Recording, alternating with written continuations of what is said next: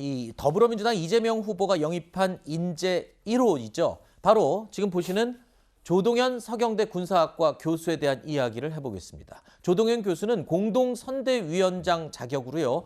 송영길 대표와 함께 민주당 선거 조직을 이끌어갈 인물로 소개가 됐죠. 선대위 영입 1호 인물이기 때문에 조 교수에 대한 관심도 엄청난 상태입니다. 이재명 후보는 직접 조동현 교수를 소개하기까지 했었죠.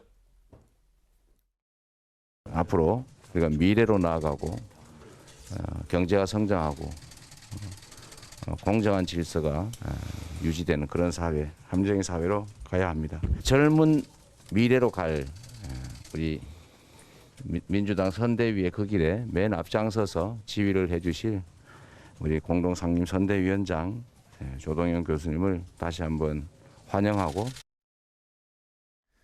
자, 그런데 민주당이 야심차게 이 조동현 교수를 영입한 지 하루 만에 조 교수에 대한 사생활 논란이 터져 나왔습니다.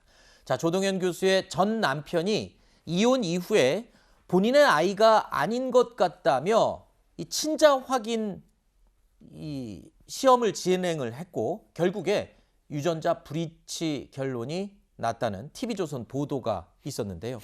자, 오늘 오전 조동현 교수는요, 한 라디오 방송에 출연해서 이 사생활 논란에 대해서 본인의 입장을 직접 밝혔습니다.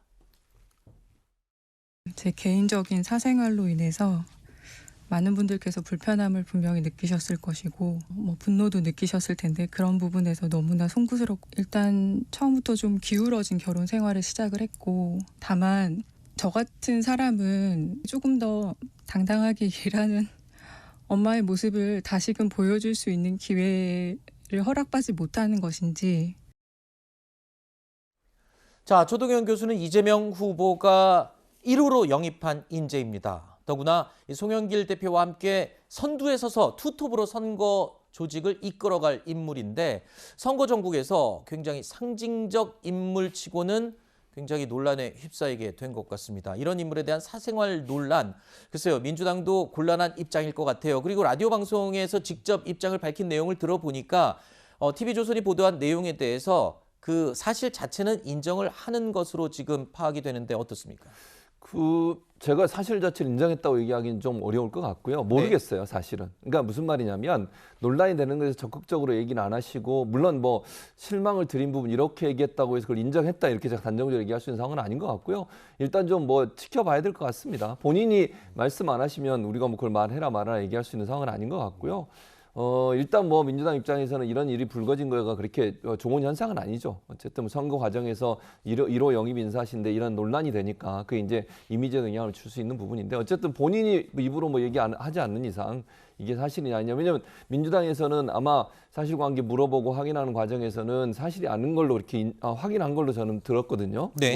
그것 때문에 이제 그 문제를 제기했던 분들 또 이거 유튜브 운영하신 분들을 법적으로도 고발도 했어요. 그러니까 지금 상황에서 이제 본인이 이제 밝히는 게 중요하다고 보여지고요. 현재로서는 제가 이렇다 저렇다 얘기할 수 있는 상황은 아니라고 봅니다. 네. 사실 어제 TV조선 보도 전에 조금 전에 우리 최준목 교수님 말씀하셨던 것처럼 민주당에서 이 허위 사실 유포에 대해서 강력하게 대응하겠다라고 했는데 TV조선에서 어제 저 얘기는 사실상 두 번째 아이가 혼외자다라는 의미거든요. 네.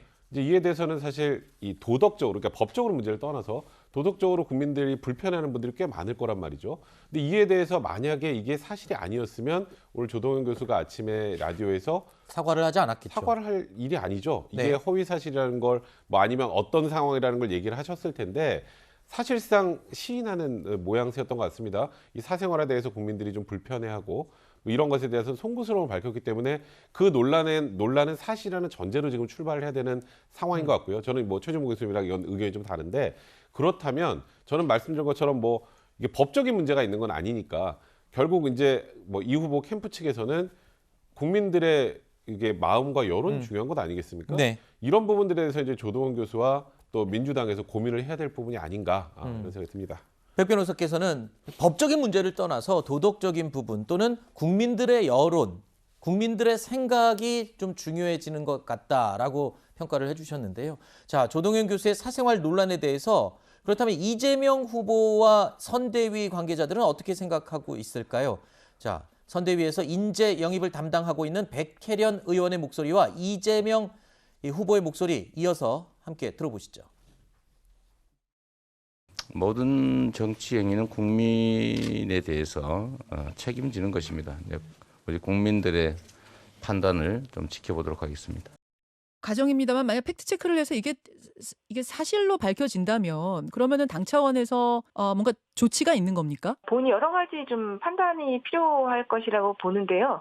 사실 우리나라 그러니까 정치는 그 개인적인 사생활의 부분을 굉장히 좀 공적인 부분과 결부시키는 면이 강한 것이죠. 국민적인 정서나 이런 것들이 그런 부분들이 굉장히 강하기 때문에 그런 부분들을 고려할 수밖에는 없지 않나. 지금 혼외자와 관련된 문제이기 때문에 아무리 사생활 영역이었다 하더라도 사실임이 밝혀진다면 이건 뭐 전제입니다. 사실임이 밝혀진다면 당에서 그에 대한 어떤 여론을 살피고 대응하는 조치가 따를 수밖에 없다. 그렇게 정리하면 될까요? 네, 제 개인적인 생각입니다. 자, 이 어제까지만 해도 민주당 측에서는 이 해당 이야기는 가짜 뉴스다라고 강력하게 법적 조치하겠다라고 말했던 입장.